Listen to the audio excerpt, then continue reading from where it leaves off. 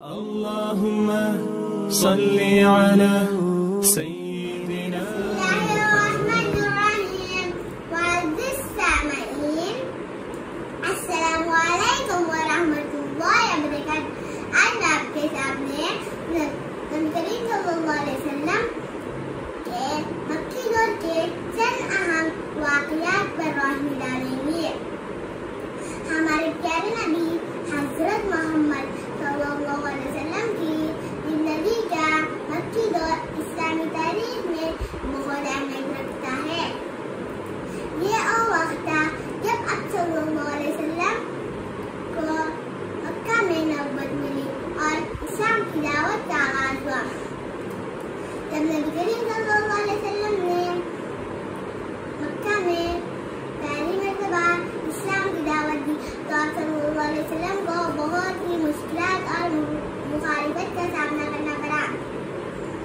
مکہ کے لوگوں نے اسلام کو سمجھنے کے بجائے آپ صلی اللہ علیہ وسلم اور آپ کے ساتھیوں پر ظلم و ستم کیا. ایک اہم واقعہ شعبہ ابی طالب ہے جب قریش نے مسلمانوں کو مکہ کے ایک تنگ علاقے میں محصور کر دیا. وہاں مسلمانوں کو 3 سال تک شدید مشکلات کا سامنا رہا، لیکن انہوں نے استقامت کا مظاہرہ کیا. اس دوران حضرت خدیجہ رضی اللہ عنہا اور حضرت ابو طالب کا وصال ہوا.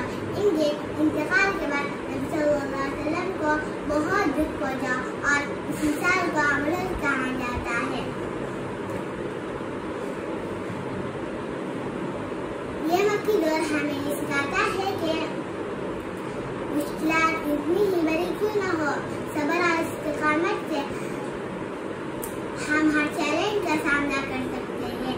اللہ ہمیں نبی صلی اللہ علیہ وسلم کے نقش قدم پر چلنے کی توفیق عطا فرمائے. آمین. وآخر دعوانا ان الحمد للہ رب العالمین.